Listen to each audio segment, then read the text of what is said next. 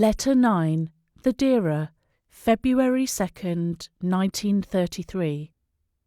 Beloved American Satsangis, in this letter, I want to give you first a few hints regarding some of the difficulties experienced by a newcomer in India.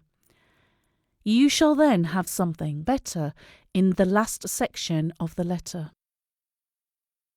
A combination salad in Calcutta.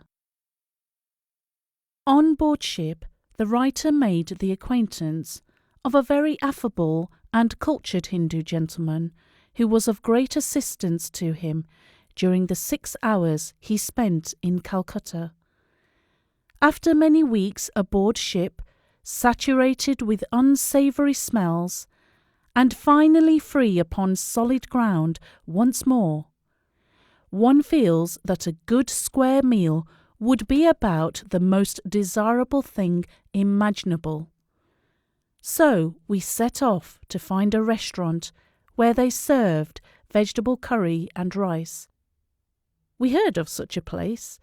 After walking 16 2/3 blocks, we found the place, only to be told that they were just out, no more prepared just now.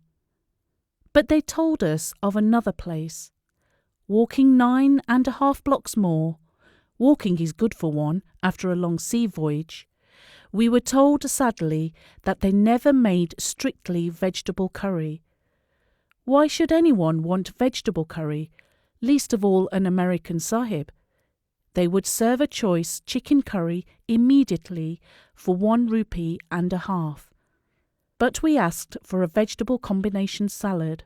Yes, they would serve it at once. Will the sahib please be seated? After waiting about half an hour, a boy entered with a basket full of vegetables and passed to a back room.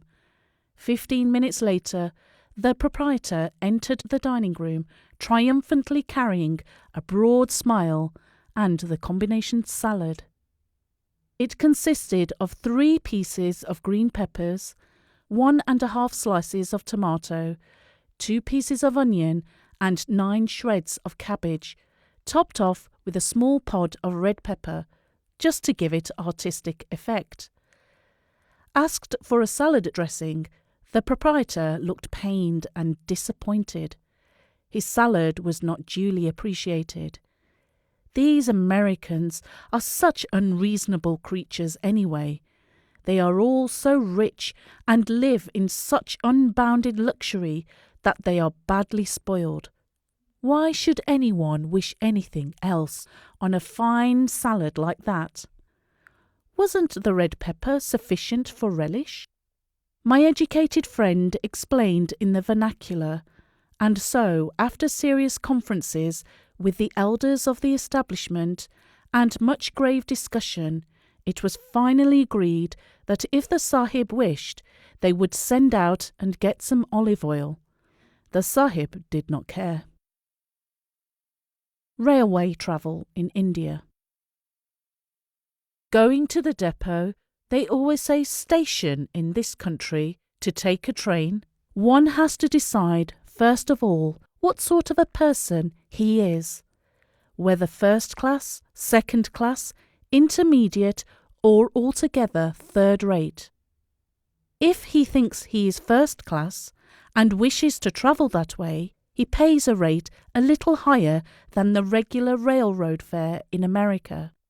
But in this country it is much the same as in England, where they have a saying that only lords, Americans, and fools travel first class. If one decides that he is second class or his purse is second class, he pays only about half of the first class rate. The intermediate is about 1/2 of the second class rate, and the third class is much cheaper still.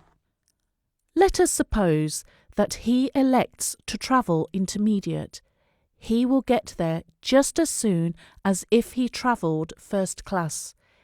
He looks about for a window where they sell that class of tickets. Getting his ticket, He then enters his compartment on the side, directly from the platform. He has access only to his own compartment, which consists of 2, 4, or 6 benches. The backs of the benches are absolutely straight up and down, even in the first and second classes. After sitting on one for 24 hours, one is quite certain that if they could have made them more uncomfortable, they surely would have done so. The first and second class compartments have electric fans and cushions on the backs and bottoms of the benches. The intermediate has only wooden benches with a very poor sort of cushion, and the third class is but little better than an American boxcar with just wooden benches to sit on. The only cheerful thing about them is the fact that they will take you to your destination. Entering your intermediate compartment, it dawns upon you for the first time, in the confusion of many strange things, that you will really have to spend the night on the train. And where are you going to sleep? There are no Pullman coaches, not even tourist sleepers. And this is a fast transcontinental mail train, the best in India. If your friends have not properly informed you to carry your own bedding with you, you are just out of luck. But if you have your own roll of bedding, you spread it out on the hard wooden bench with its suggestion of a cushion, and proceed to make yourself as comfortable as circumstances will permit.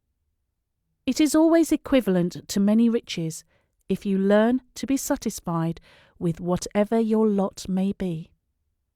You ride along for an hour and a half, wondering what the country outside is like, while the dust and hot winds sift about the compartment. You begin to feel sleepy and settle down for a nap. The train comes to a grinding stop. Loud voices rend the sultry night air. If there is any one thing in India that is more obtrusive than another, it is loud talking. It is the only thing they ever do in a hurry. Let 2 or 3 of the coolie or labouring class get a little excited or angry, and the speed at which their mouths discharge noises is something that even Einstein never dreamed of. The velocity of light is a slow pace. It sounds as if 10,000 words to the minute would be a conservative estimate. But of course no one has ever been able to count the words, and so the speed limit is not known. It is amazing how any human machine can work so fast and emit such volumes of sound. Certainly no one can understand half of what is said, neither is it important or even desirable that any should understand. It is simply an automatic explosion of the agitated ego. But we must return to our train. Loud voices on the platform, mobs of people, vendors of soda water, fruits and sweetmeats cry their wares. Your compartment is already full, but in India there are 350 million people. Now the door opens, and 5 fat men and 3 boys tumble in, carrying 16 bundles of assorted sizes, ranging all the way from a jug of water to a chicken coop filled with fancy hens, or it may be a litter of pups. They, the men and pups, look about. No room to sit down. Bundles are piled on the floor, and the boys climb on top of them. The men fix their eyes on you, lying stretched out on that bench. It is a sad case, but you simply have to get up. You have not paid for the entire bench. You roll up your bedding and sit upon it, leaning against the perpendicular wall. When morning comes, as it always does come, thank heaven, even in Indian railway cars, you are still sitting on your roll, leaning against the perpendicular wall. The fat men and boys are scattered here and there, over benches and bundles, crumpled up, nodding and snoring. The old men are chattering at each other, no one listening, while the train rumbles on through the dust and sultry winds. The food question. Of course, the food question is a pressing one from the beginning. Man usually has the foolish notion that he must eat every day or two at least. He looks for a restaurant. He watches for familiar windows with a display of appetizing foods. No sign of them in India. What is to be done?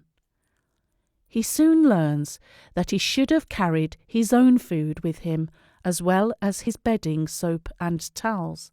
However, he can get meals on the big through trains if he is willing to eat them and pay the price.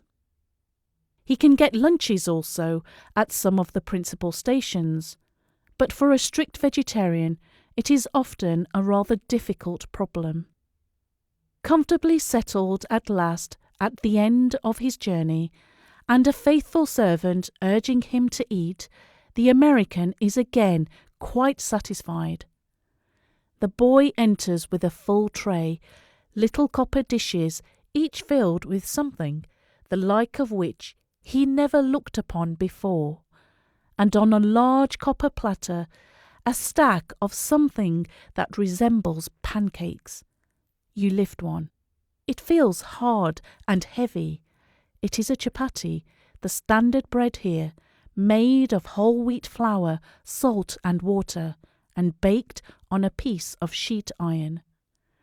In the Dera, they bake them by the 1,000 per hour when big crowds gather. In each copper dish, a native vegetable, literally swimming in grease, which they call ghee. In India, ghee is much loved, and if they wish to be especially nice to a guest, they simply add a little more ghee to his food. Besides the ghee, each vegetable is seasoned with 2 to 6 different spices of assorted flavours and odours, wholly unlike anything you ever tasted or smelled before. One of the greatest difficulties encountered by this writer has been to keep his servant from putting all the 57 varieties of seasoning spices into his food. Without them, he thinks the food would be tasteless. The Song of the Mosquito. The date is June 14th, real summer in Punjab.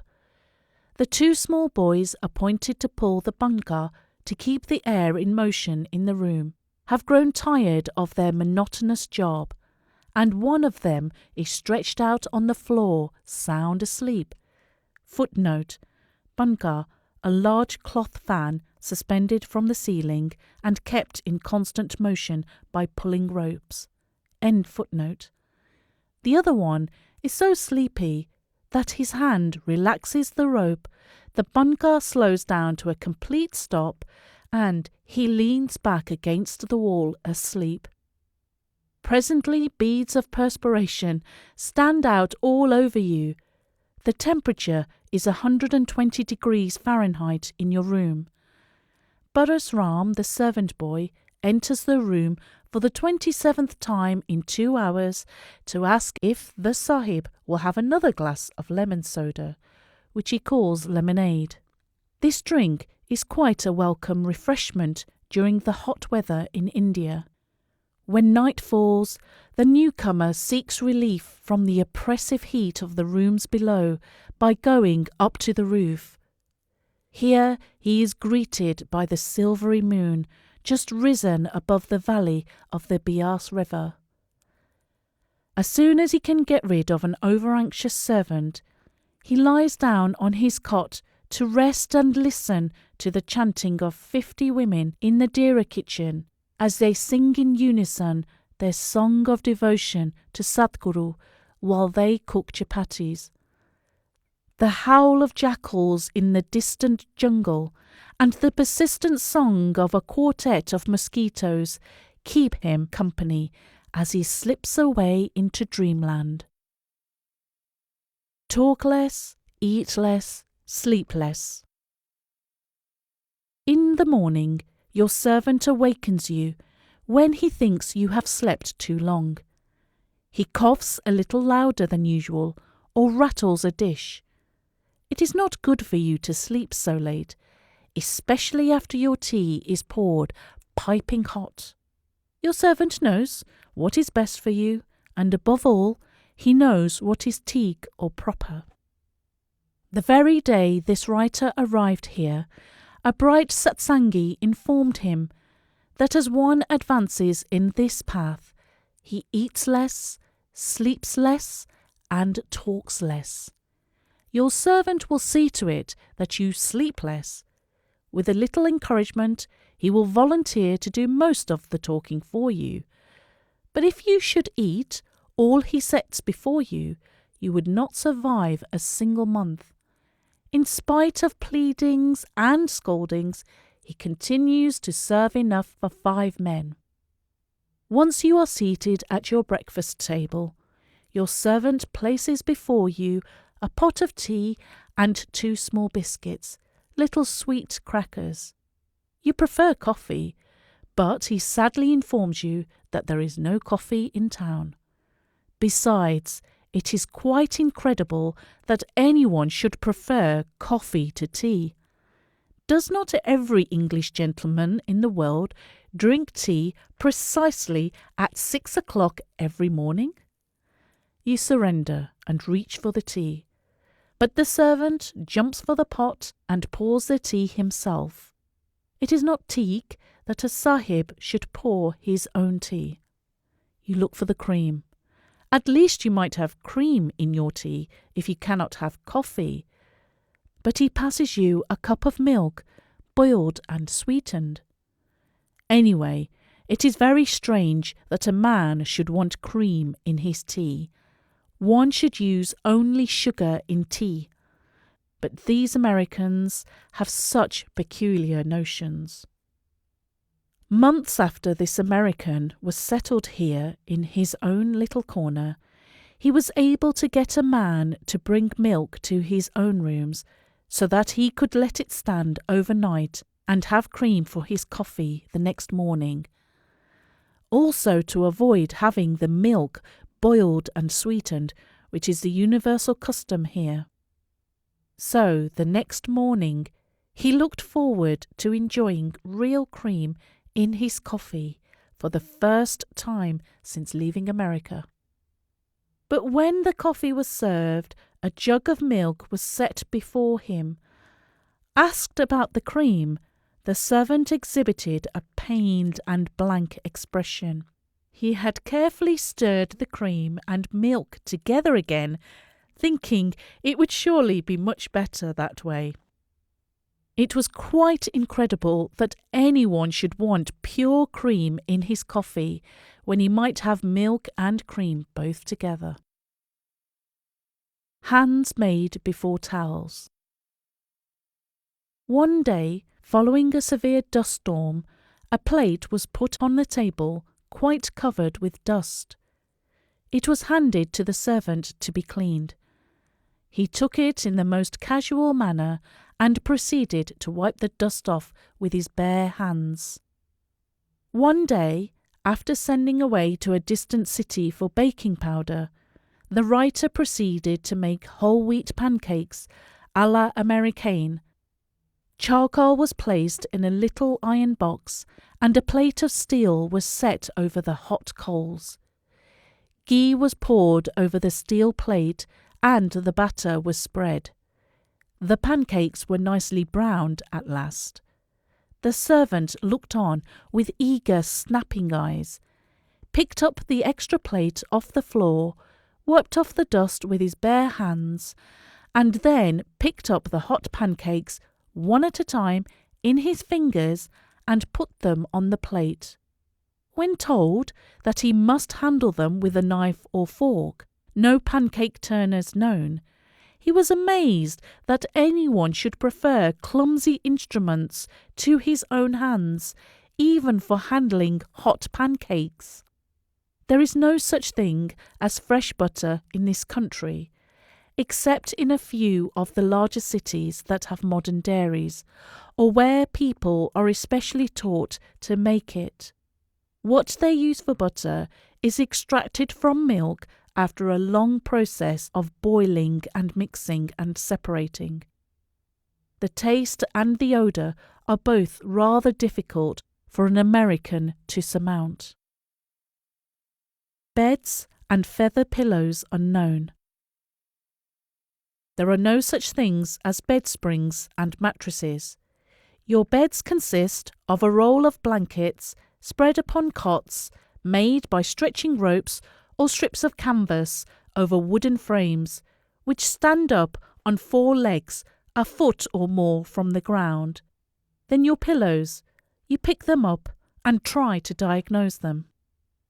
After a night spent on one, you still wonder. Certainly not feathers. They are made of cotton, fibre, wood or bricks. One cannot say exactly which. The writer tried in the great city of Lahore to purchase a feather pillow. He went to a shop. No big department stores, only shops, each specialising in certain articles. He asked for pillows. Yes, yes, plenty of pillows. They always say yes in this country, no matter what your question may be. Say to a man, "How are you this morning?" and he will say, "Yes, thank you." It is considered polite to say yes first, but his pillows were all of the hard variety. Asked for feather pillows, he said, "Yes, yes," and turned and asked another man, he a third, and he a fourth. Finally, the answer came back that they had no such pillows. Another shop was tried with the same results. Then a third shop. Finally, it became apparent that they had no idea of what was meant by feather pillows. When asked if they had any feather pillows in India, the shopkeeper said, "Yes, yes," turned and asked another man, he a third one, and he a fourth. Then all of the bystanders were consulted. At last, the answer came back that they did not understand what the Sahib meant. The Sahib then tried to explain that feather pillows were made by pulling feathers out of a duck or goose or other fowls, sewing them into bags, and using them for pillows. The shopkeepers and bystanders listened with growing incredulity, with half-suspicious expressions on their faces, and glances from one to another, as if they suspected that the foreign Sahib was actually exhibiting signs of insanity. A land of many languages. Of course, the language is one of the big difficulties, and the problem is doubly difficult here because it is a country of many languages. It is said that more than 300 different languages and dialects are spoken in India. The writer started out to study Hindi. He applied himself diligently for a time, making some headway. He would work out a few sentences with much pains and labour. One might almost say with labour pains. Then he would start out with malicious intent to use them on the first innocent person he ran across. Finally, cornering someone with deliberate aim, he would discharge his sentences at the unsuspecting victim. If he was unable to speak English, he simply looked puzzled, perhaps smiled a little, and passed on. If he could understand a little English, he would ask, "What did you say, sir?" The Hindi sentences are repeated. He knots his brow and asks again, "I did not understand, sir. What did you say?" Then, all crestfallen, the American repeats in English what he thought he was saying in Hindi. The kind-hearted person then smiles sympathetically and asks to have the Hindi sentences repeated once more. It is done with great care and painstaking effort, with strict regard for grammatical precision. The face of the person lights up.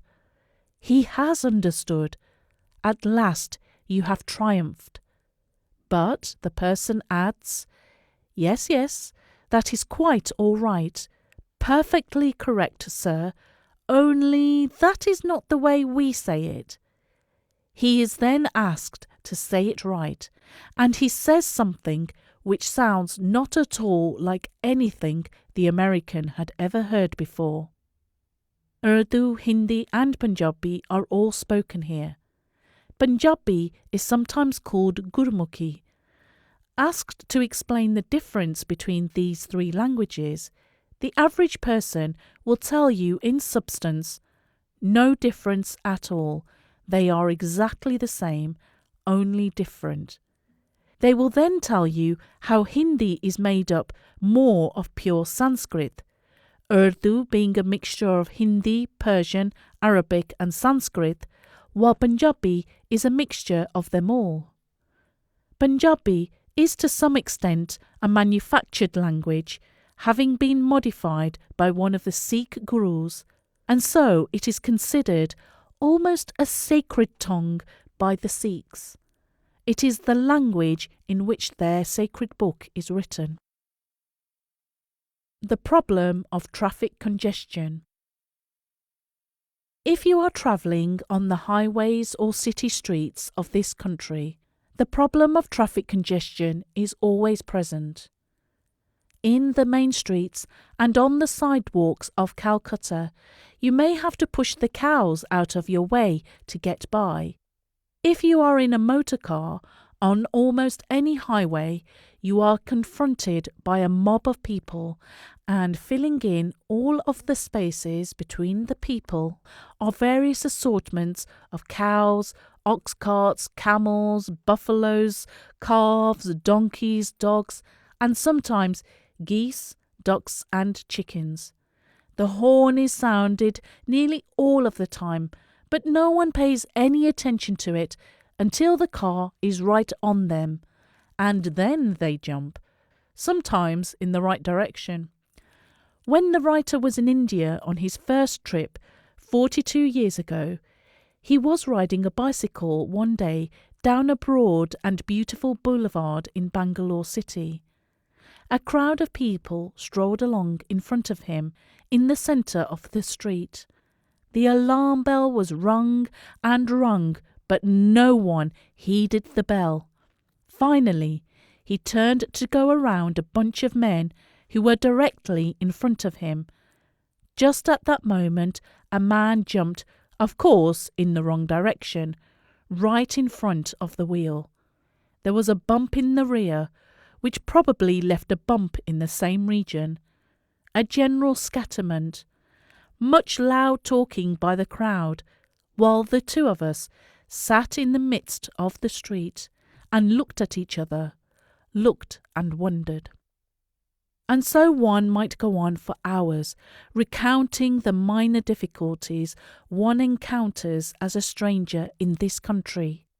But to a serious student, here to follow the master, those things are, as they say here, kuch nahi, nothing at all.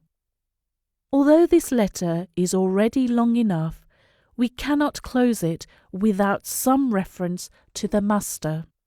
So let us make the closing section consist of something more interesting and important.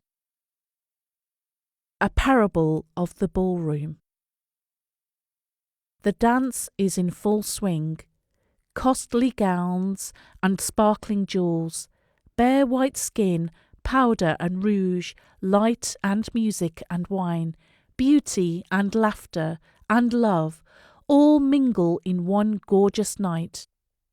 During a pause in the music, a couple slip away into the garden. What a night! The moon and the stars were never so bright, and the perfume of myriad flowers saturates the night air. A night just made for lovers and loving. They pass on into secluded byways, and all the while 5 deadly foes walk on either side of them and behind them. But their footsteps are not heard, and their hideous aspects are not seen. The wine has flushed the cheeks of our happy couple, and emboldened their desires. The world is now shut out. They hold each other in close embrace, and murmur endearing words. Of all sweet things on earth, she is the most charming. Of all men in the world, he is the one just made for her alone. Nothing shall ever again separate them. Though all others have had troubles, they will never have any. Life shall be one long happy song of love. So they hold each other closer and press each other's lips in a long, delicious, intoxicating kiss. And the 5 deadly foes, all unseen by them, smile at each other as they nod their approval. The lovers are utterly lost to the world. They have each other. Nothing else counts. And they have life, real life. Away with your narrow creeds of self-control and the laws of karma. They are all right for old women, but for red-blooded youth they are bunk. Youth must live. Enjoy the present. The individual ego must express itself. Besides, we live only once, and then who knows what? Let wine and love chase away the shadows of the night, and banish dull care and old men's superstitions. We must know life as it is. Let the future take care of itself. Tonight we shall drink and love. So time and space and God and the laws of karma are all forgotten in a whirl of blissful frenzy, intoxication of passion. And while they float away in the ecstasy of sweet delirium, the 5 deadly foes creep up, and each one injects into the veins of the dreamers his own particular kind of poison. Some inner sense of danger causes them a little uneasiness, but the resistless tide of passion sweeps them on. They will enjoy the moment, let come what may. The poison enters their bodies and permeates even to the bones. Only leaves, dead leaves. Time passes. It may be a day or a year or 40 years, but it passes, and the grey dawn breaks at last. The sleeper stirs and mutters some half-forgotten words of endearment, and extends his arms, but they close on empty space. His beloved is not there. He sits up somewhat startled. He feels a dull pain in his head and limbs. His throat is dry. He feels about him, and his hands grasp a large bundle of papers. He looks. Only bills, bills, bills, and at the foot of each one are written the ominous words, "Please remit." The words burn themselves into his brain. In the sweet delirium of his pleasures, he had forgotten that he must pay. He feels about for his purse, once bulging with banknotes, but now it is gone. He reaches again. His hands grasp something. Only leaves, dead leaves, cold and damp in the fogs of the night air. Leaves of faded hopes and burned out passions. Only a handful of dead leaves, and on each leaf are written the ominous words, "Please remit." Only dead leaves now, and the cold damp earth, nothing more. He looks at his hand. He feels his face. The skin is rough and wrinkled. His hair is quite grey. The 5 poisons have done their deadly work. He is now an old man, full of disease and pain. What could have happened to him? Only a few hours ago he was young and full of joy and the sweet intoxication of love. He never expected anything like this. And where was his beloved? Why wasn't she at his side? He struggled to his feet and walked on through the dismal woods that had so recently been a garden of exquisite beauty, full of roses and lilacs, sweet hyacinths and violets. But now even the trees were bare, and the chill autumn winds whistled through the dead limbs. Presently he stumbled over something and fell to his knees. Peering with amazement at the form before him, he exclaimed, "Mary, for God's sake, what has happened?" But a harsh and accusing voice replied, "Aye, and what is the matter with you?"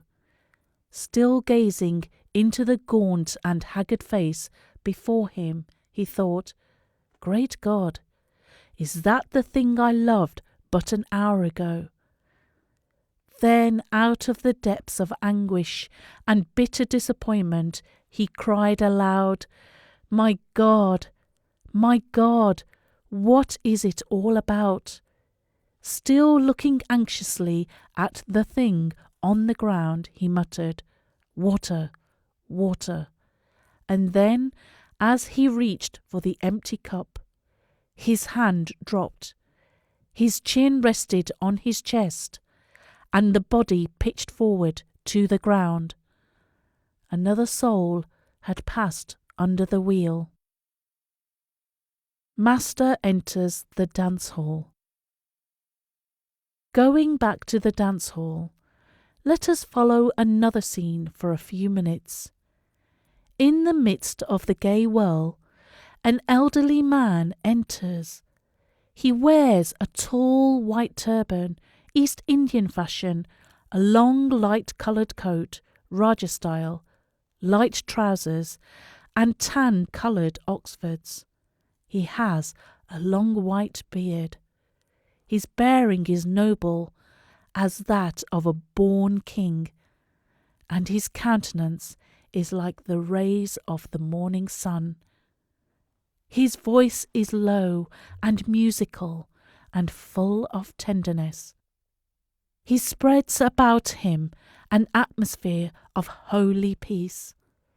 Even the dance hall seems sacred in his presence. But for the most part, he excites only a mild curiosity and a casual remark or two. One half-intoxicated woman, leaning on the chest of her escort, says, "Who is the old beard? Wouldn't it be fun if you had one like that?" The mad whirl of the dance goes on, uninterrupted. The wine flows as before. And the 5 deadly foes stalk through the crowd unnoticed, except by the sharp eyes of the newcomer. But one lone couple, sitting apart from the crowd, apparently in deep thought, took special notice of the stranger. They arose and hastened to meet him, a new light beaming in their eyes. With a smile, he greeted them and led them away from the crowd to a flight of stairs leading to an upper room which was wholly unknown to most of the guests. Entering this room, the couple fell down and worshipped him, for now they knew that he was the Master. As soon as they had reached that upper room, they noticed that his form had changed. It had become all radiant and beautiful, beyond the power of words to describe. And each ray of light streaming from it, white and golden in colour, seemed to carry a stream of divine melody, which was in itself the very essence of life, truth and wisdom and love. They worshipped him with trembling and great joy, a joy the world never can know. Taking their hands, he bade them rise and look behind them. Much to their amazement, they saw that they had not entered the room alone, but close behind each of them had come 5 others, whose aspects were extremely uninviting. They were the 5 deadly enemies of mankind: Kam, passion; Krodh, anger; Lobh, greed; Moh, attachment; and Ahankar, egotism or vanity. These 5 cowered in much fear at the sight of the Master, and would have fled, but they could not detach themselves from those they followed, being held by many fine, strong, but invisible threads that had required ages to weave. N.A.M. The Sword. The Master now presented to each of the couple a most beautiful sword, a sword of the finest steel, finer than the finest blade of Damascus. And the sword was so constructed that if one listened carefully, he could hear, emanating from it, the sweetest strains of music. On the golden hilt of each sword was engraved in shining white the letters N.A.M. The Master bade them take this sword, and returning below among the common walks of men, proceed to give battle to those 5 deadly enemies. They obeyed his commands at once, and right gladly. They fought, and long was the fight, sometimes discouraging, but always they fought on with increasing determination. The radiant form of the Master never left them for a moment, always giving courage and strength. With every steady thrust of the sword, they grew stronger, while their enemies grew weaker. At last the battle was over, the victory won. While the struggling souls fought their way against the 5 deadly agents of the negative power, they were steadily advancing to higher ground. When at last their victory was complete, they stood upon the heights of dazzling splendour, upon the plains of Daswandwar. The Master's approval was their greatest joy, but their journey was not yet finished. So they followed the Master onward and upward, pursuing their glorious way with increasing joy, until they rested at last before the all-luminous feet of the Supreme Lord. They had entered the realm of immortal life and of immeasurable happiness. With greetings of love and best wishes from your fellow disciple, Julian P. Johnson.